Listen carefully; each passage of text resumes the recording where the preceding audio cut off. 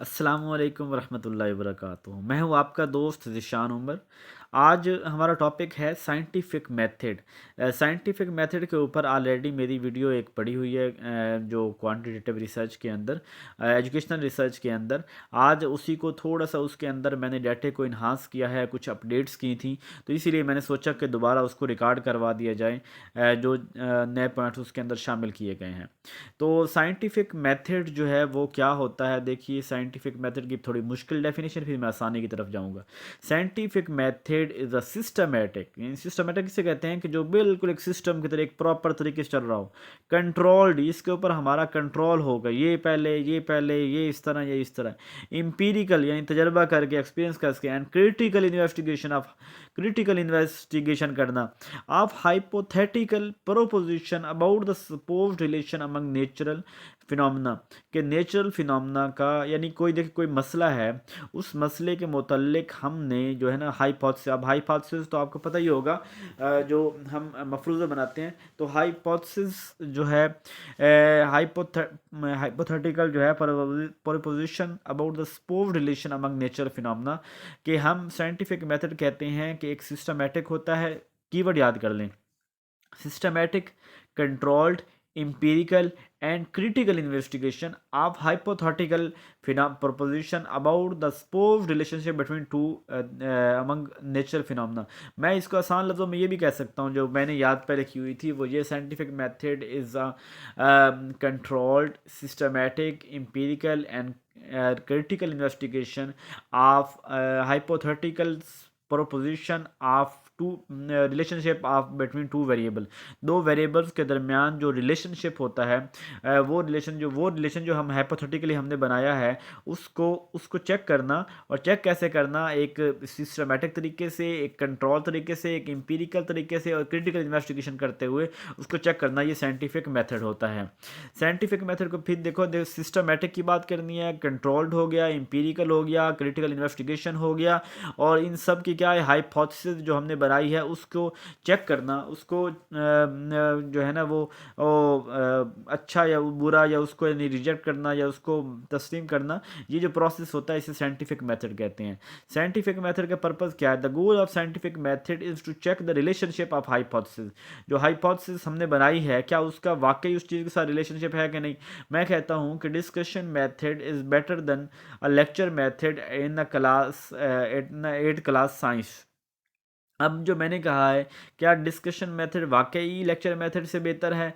तो यानी हमारा जो पर्पस होता है, जो हमने हाइपोथेसिस बनाई है, वो उस हाइपोथेसिस को जो है उनका आपस में जो रिलेशन, जो वेरिएबल रखे हैं, उनका आपस में रिलेशनशिप फाइंड करना कि क्या वो ठीक हैं कि नहीं है। Theories are developed and tested, इसके अंदर थ्योरी बनाई भी जाती हैं और थ्योरी टेस्ट भी की जाती हैं, इसी साइंटिफिक मेथड को मद्देनज़र रखते हुए। इसके ज़रिए हम नॉलेज को हासिल करते हैं। इसके अंदर इंडक्टिव डिडक्टिव दोनों अप्रोचेस जो हैं वो इसके अंदर साइंटिफिक मेथड के अंदर यूज़ हो रही होती हैं। तो scientific method is the only scientific way accepted to back up a theory और आइडिया। ये साइंटिफिक मेथड ही है जो हर थ्योरी को, हर डाटे को जो है वो बैकअप, उसका बैकअप जो है वो प्रोवाइड करता है, बैकअप देता है। This is the method on which all research projects should be based, जितने भी रिसर्च के प्रोजेक्ट हैं वो इसी के ऊपर बेस कर रहे होते हैं। This method is used by researcher to support और डिसप्रूव अ थ्योरी, ये मेथड जो है किसी भी थ्योरी को प्रूव करने या किसी भी थ्योरी को रिजेक्ट करने के लिए इस्तेमाल होता है। In scientific method hypothesis are form, ठीक है, साइंटिफिक मेथड में हाइपोथेसिस को बनाया जाता है, and are tested with an experiment, और फिर उस हाइपोथेसिस को टेस्ट किया जाता है। देखिए हम एक अब बातें आप अपने जेहन में रख लें कि जो साइंटिफिक मेथड है ये थ्योरी को बनाता भी है, थ्योरी को अप्रूव भी करता है, थ्योरी को अप्लाई भी कर रहा होता है, और ये जो है ये हमारी हाइपोथेसिस को जो है ना वो चेक करने में मदद करता है, और उसकी जो है ना टेस्ट करने में उसकी मुआवनत प्रोवाइड करता है। ये किसी भी थ्योरी को अप्रूव करता है, किसी भी थ्योरी को रिजेक्ट भी करता है। इसके अलावा जो साइंटिफिक मेथड की कुछ स्टेप्स हैं, तो यहाँ पे मैंने 5 स्टेप्स की बात की है। सबसे पहला स्टेप जो है साइंटिफिक मेथड में, वो आइडेंटिफिकेशन ऑफ प्रॉब्लम, कि अपने प्रॉब्लम को आइडेंटिफिकेशन करना कि मेरा मसला क्या है, मैं किस चीज़ के ऊपर रिसर्च करने जा रहा हूँ, ये identification of problem first. Second है फिर उस प्रॉब्लम के ऊपर हम अपनी हाइपोथेसिस बनाते हैं। अब हाइपोथेसिस क्या होता है, मैं यहाँ थोड़ी डिटेल में नहीं जाता, इतना बता देता हूँ कि हाइपोथेसिस एक tentative solution of between two variable, एक टेंटेटिव, एक आर्जी, एक मफरूज़ा दूसरा होता है एक सोल्यूशन होता है, वो जो हम सोल्यूशन बनाते हैं उसको हाइपोथेसिस कहते हैं। फिर हम क्या करेंगे कि डाटा को कलेक्ट करेंगे मुख्तलिफ सोर्सेज से, फिर उनको एनालाइज करेंगे, फिर हम कंक्लूजन ड्रा करेंगे। मतलब कंक्लूजन हम देख रहे होंगे कि वो जो हमारी हाइपोथेसिस है वो ठीक है या हाइपोथेसिस हमारी रॉन्ग है। उसके बाद हम जब ने वो डाटा भी ले लिया, हाइपोथेसिस को राइट रॉन्ग तस्वर कर लिया, उसके बाद फिर हम जो भी हमें मिसाल के तौर पे हाइपोथेसिस वो राइट है, ठीक बात है, तो फिर उसकी कंफर्मेशन यहाँ पे हो रही होगी। और अगर वो हाइपोथेसिस डिसप्रूव हो गई वहाँ पे, तो वो फिर यहाँ पे डिसकन्फर्मेशन हो रही होगी, या जो उसके अंदर जो कोई तब्दीली की ज़रूरत होगी कि वेरिएबल जो है ना कुछ जो है ना वो सही रिजल्ट नहीं दे रहा, उसकी तब्दीली के लिए तो मॉडिफिकेशन भी हो सकती है। अच्छा, इसके साथ हम देखते हैं कि पहले ही आइडेंटिफिकेशन ऑफ प्रॉब्लम। अब प्रॉब्लम जो पहला प्रोसेस है जिसके अंदर हमने कहा था कि प्रॉब्लम को आइडेंटिफाई करना, इसके भी 3 स्टेप है। पहला है मेकिंग एन ऑब्जर्वेशन। देखिए मैं आपको बेसिकली प्रॉब्लम क्या होता है, कोई भी जो हमें बेचैनी होती है, अनकंफर्टेबल होता है बंदा, या जो भी हमें को मसला होता है, उस मसले के मुतालिक सबसे पहले मैं क्या करूँगा कि मैं ऑब्जर्वेशन करूँगा कि क्या ये मसला वाकई मसला है कि मैंने हमें मसला बना। हो सकता है कि कोई बात वो मसला हो ही ना, और मुझे चूँकि नहीं आता, ये मेरे लिए मसला है, तो मैं समझ लूँ कि ये वाकई बहुत बड़ा मसला है। तो पहले ऑब्जर्व करेंगे, हम इधर उधर देखेंगे कि अदर के ये प्रॉब्लम कहीं और भी एग्जिस्ट कर रहा है, किसी और को भी इसका सामना है, या सिर्फ मुझे सामना है। इसके अलावा आस्किंग ए क्वेश्चन, हम जो है वो फिर लोगों से, हर कहीं किसी से उसके मुतालिक जितना कुछ हमने ऑब्जर्व किया, उस ऑब्जर्वेशन की वेरिफिकेशन, उस ऑब्जर्वेशन को पक्का करने के लिए, उस ऑब्जर्वेशन को जो है ना अपने देखने के लिए, रिसर्च में देखने के लिए कि तो हम क्वेश्चन पूछेंगे लोगों के। फिर इन क्वेश्चन ऑब्जर्वेशन भी कर ली, क्वेश्चन भी कर लिए, उसके बाद हम इस काबिल हो जाएंगे कि हम अपने प्रॉब्लम को जो है वो क्लियरली जो है वो हम अपने बता सकते हैं। अब जो हमने बात की थी कि प्रॉब्लम के अंदर, अब प्रॉब्लम्स हमने आइडेंटिफिकेशन ऑफ प्रॉब्लम तो बतानी है, उस आइडेंटिफिकेशन ऑफ प्रॉब्लम्स के अंदर हमें किन चीज़ों का पता होना चाहिए। एक तो पता होना चाहिए प्रॉब्लम एरिया, हमारा प्रॉब्लम एरिया कौन सा है, फिजिक्स है, मैथ है, केमिस्ट्री के कौन सा एरिया है। उसके अलावा फिर देखना है सिग्निफिकेंट, क्या ये प्रॉब्लम जो है ये वाकई एक इंपॉर्टेंट प्रॉब्लम है, एवं ही जो है ना वो एक ऐसा प्रॉब्लम हो जिससे ना किसी को फ़ायदा है ना किसी को नुकसान है, और हम जो है ना अपने फ़ायदे एवं ही जो है ना उसको शामिल कर लेते हैं।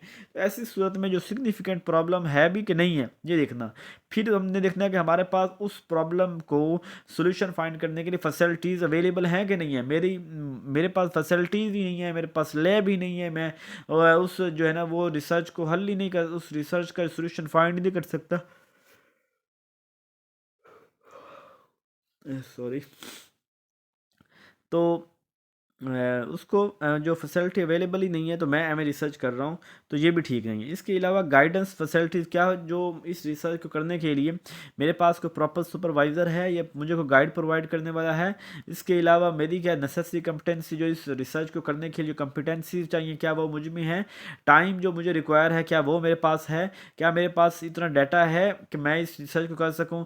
मेरे इसमें रिस्क क्या होंगे, कॉस्ट क्या होगी, और इसको क्या जो रिसर्च मैं कर रहा हूँ कल को फ्यूचर के अंदर मैं इसको पब्लिश भी कर सकता हूँ कि नहीं कर सकता।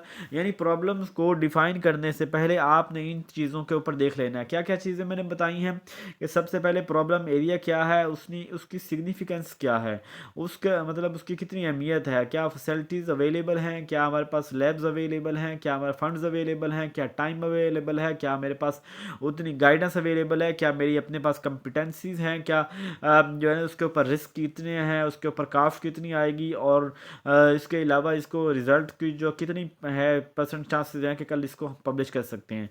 तो ये हमारे वो उसके प्रॉब्लम के अंदर देखना है। फिर दूसरा है हमारा हाइपोथेसिस। अब हाँ, हमने हाइपोथेसिस बना ली। अब हाइपोथेसिस क्या होती है, it is tentative answer to the problem in hand. जो मसला हमें जो जिसका सामना है, उस मसले को सोल्यूशन को फाइंड करना, उसको टेंटेटिव सोल्यूशन जो है उसको टेंटेटिव आंसर देना, आर्जी तौर पे कोई आंसर देना, उसे क्या कहते हैं, उसको हाइपोथेसिस कहते हैं। A proposition to be put through test to determine its validity. यानी इसके अंदर हम उसकी जो हमारी हाइपोथेसिस उसकी वैलिडिटी देख रहे होंगे। Tentative suggestion or provisional guess. ये टेंटेटिव, ये जो बेसिकली यहाँ हम बात करेंगे हाइपोथेसिस क्या होती है, तो ये हाइपोथेसिस एक सुजेस्शन होती है, एक प्रोविजनल एक गैस होता है। इसको tentative generalisation the validity of which remain to be tested, और the statement temporarily accepted as true a guess as to the probable outcome. यानी हमने जो है ना उस मकसद हमारा क्या है कि उस हाइपोथेसिस को हमने राइट या रॉन्ग रॉन्ग, उसकी वैलिडिटी को चेक करना है, हमने उसको एक्सेप्ट करना है कि इट्स अ ट्रू, और हमने उसको रिजेक्ट करना है। तो ये वाले जो है ये उसके हाइपोथेसिस के मीनिंग में आएगा। उसके बाद फिर थर्ड स्टेप में आ जाते हैं कलेक्शन ऑफ डाटा।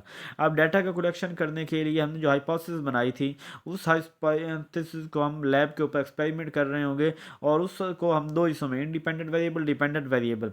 अब इंडिपेंडेंट वेरिएबल वो होते हैं कि जो जिनको मैनिपुलेट किया जा सकता है, जो जाके किसी और की वैल्यू तब्दील कर देता है, उसे इंडिपेंडेंट वेरिएबल कहते हैं। और वो वेरिएबल जिनका ऊपर असर हो रहा था, जो इंडिपेंडेंट वेरिएबल की वजह से तब्दील हो रहे होते हैं, उसे डिपेंडेंट वेरिएबल के। यानी कोई भी रिसर्च जो है उसके अंदर इंडिपेंडेंट डिपेंडेंट वेरिएबल होना बहुत ज़्यादा ज़रूरी है। उसके बाद फोर्थ स्टेप है एनालिसिस ऑफ डाटा। अब डाटा को एनालिसिस कैसे करना है? After performing an experiment and collecting data one must analyse the data. अब डाटे को हमने परफॉर्मेंस भी कर लिया, एक्सपेरिमेंट कर लिया, डाटे को कलेक्ट कर लिया, उस डाटे को हमने एनालाइज करना है। Research experiments are usually analysed with statistical software in order to determine relationship among the data. तो डाटे को रिलेशनशिप फाइंड करने के लिए हम जो है स्टैटिस्टिकल एनालिसिस कर रहे होते हैं, यानी SPSS जो सॉफ्टवेयर है उसको हम देख रहे होते हैं। In the case of a simpler experiment, one would look at the data and see how they correlate with the change in the independent variable। तो इन केस के अंदर हम ये देख रहे होते हैं, मतलब अपनी जो one would look at the data, उसको डाटा को देखते हैं, and see how they correlate with the change, कि जो चेंजिंग जो तब्दीलियाँ उसके अंदर आई हैं वो क्या कोरिलेट कर। जैसे मैं मिसाल के तौर पे एक चीज़ की वैल्यू आज इतनी है, कल उसकी वैल्यू कितनी होगी, तो इन चीज़ों को चेक करना है, वो एनालिसिस के अंदर आता है। इसके अलावा जो लास्ट इसका प्रोसेस है वो हम क्या कहते हैं, finding and conclusion. The last step, if the data support the hypothesis, अगर वो डाटा जो है वो हाइपोथेसिस को सपोर्ट करता है, तो वो तो हम इस तरह कह सकते हैं कि hypothesis may be the explanation for the phenomena. तो ठीक है, जो हाइपोथेसिस है वो उस प्रोसेस को सही बता रही है। हाउएवर इसके अलावा मल्टीपल ट्रायल मस्ट बी, जो आपने रिसर्च कर रहे हैं कोशिश करें कि उसके ऊपर मल्टीपल ट्रायल करें। ये ना हो कि आप एक बंदे की रिसर्च से आंसर और आ रहा हो और कल को कोई और बंदा करता है तो फिर आंसर और आ रहा हो, तो ये नहीं होना चाहिए। यानी it are important to make sure that the sample size, the number of observation mode is big enough so that the data is not skewed by just a few observation। यहाँ पे एक बड़ी काम की बात कर रहा है कि आप अब रिसर्च कर रहे हैं, तो रिसर्च के दौरान आपने सैंपल बहुत थोड़ा ना लें, यानी 10-15 के सैंपल ना लें। अब ये हो सकता है कि आप 10-15 सैंपल अगर वहाँ तो 4 भी जो है ना वो गलत बताएंगे, तो आपकी परसेंटेज काफ़ी नीचे आ जाएगी। तो इसके तरह कहता है कि जो लार्ज पॉपुलेशन जो है ना वो हो तो बेहतर है, इससे हम जो है ना अपनी कारकर्दगी इसको सही बता सकते हैं। उसके अलावा ये है, if the data don't support the hyper, अगर डाटा हाइपोथेसिस सपोर्ट नहीं करता, तो उस सूरत में हम क्या करेंगे कि हम दोबारा ऑब्जर्वेशन करेंगे, दोबारा प्रॉब्लम को फाइंड करेंगे, दोबारा उसको जमा करवाएंगे, और फिर यानी दोबारा उसको साइंटिफिक मेथड के ऊपर चेक किया गया। When the conclusion is drawn, जब कंक्लूजन निकाला जाता है, the researcher can be presented to other to inform them of the finding and receive input about the validity of the conclusion drawn from. यानी जब conclusion drawn किया जाता है तो उसके अलावा जो रिसर्चर है वो बताता है कि इसका जो है ना वो इसकी वैलिडिटी क्या है, इसकी जो है ना वो रिलायबिलिटी क्या है, इसका कंक्लूजन जो है ना वो उसके मतलब बताता है। लास्ट बात जो हमने करनी है कि some key underpinning to the scientific method. Scientific method के अंदर कौन सी चीज़ें को हमें जो है ना वो याद रखना चाहिए। एक तो ये falsifiable mean that there must be a possible negative answer to the hypothesis. अब हम हाइपोथेसिस ऐसी नहीं बनानी कि जो है ना पक्का बिल्कुल, जैसे मैं कहता हूँ सूरज जो है ना वो मशरक से निकलता है, अब ये कोई हाइपोथेसिस नहीं है, इट्स ये एक अटल हकीकत है कि सूरज मशरक से निकलता है। अब कोई बंदा इसके ऊपर रिसर्च कर रहा हो तो वो रिसर्च नहीं होगी। यानी ऐसी रिसर्च हमेशा ऐसी होनी चाहिए जो जिसको रॉन्ग, जिसके चांसेस हों कि ये बात होगी, ये नहीं होगी। इसके अलावा है रिसर्च मस्ट इन्वॉल्व डिडक्टिव और इंडक्टिव अप्रोच होनी चाहिए। डिडक्टिव अप्रोच क्या होती है, जिसके अंदर जो है ना रिसर्च के अंदर हम सिर्फ लॉजिक पे एट द एंड जो कंक्लूजन पे जा रहे होते हैं, हम चीज़ों का एंड देख रहे होते हैं। और इंडक्टिव रिसर्च वो होती है कि जिसके अंदर हम जो है वो प्रॉपर जो है वो आर्टिकल से या प्रॉपर जो है ना हम सर्च कर रहे होते हैं, यानी पूरे SOPs को जो फॉलो करते हैं, तो वो हमारी क्या होती है, इंडक्टिव हो जाती है। इसके बाद experiment should include a dependent variable, और एक तो हर रिसर्च के अंदर एक इंडिपेंडेंट और डिपेंडेंट वेरिएबल होना चाहिए। और उसके अंदर जो है ना वो एक लेबॉरेटरी के अंदर रिसर्च करते हुए एक्सपेरिमेंटल रिसर्च और कंट्रोल रिसर्च को देखना चाहिए। The control group is what the experimental group is compared against. Control group वो होता है कि जो एक्सपेरिमेंटल मतलब जो हमारा एक्सपेरिमेंटल ग्रुप है ना, उसके अंदर ही हम एक्सपेरिमेंटल रिसर्च के अंदर हम रखते हैं कंट्रोल ग्रुप, एक्सपेरिमेंटल ग्रुप के अंदर हम चीज़ों को अपने इससे बदल रहे होते हैं, लेकिन कंट्रोल ग्रुप में प्रॉपर प्रोसीजर के साथ चीज़ों को बदल रहे होते हैं।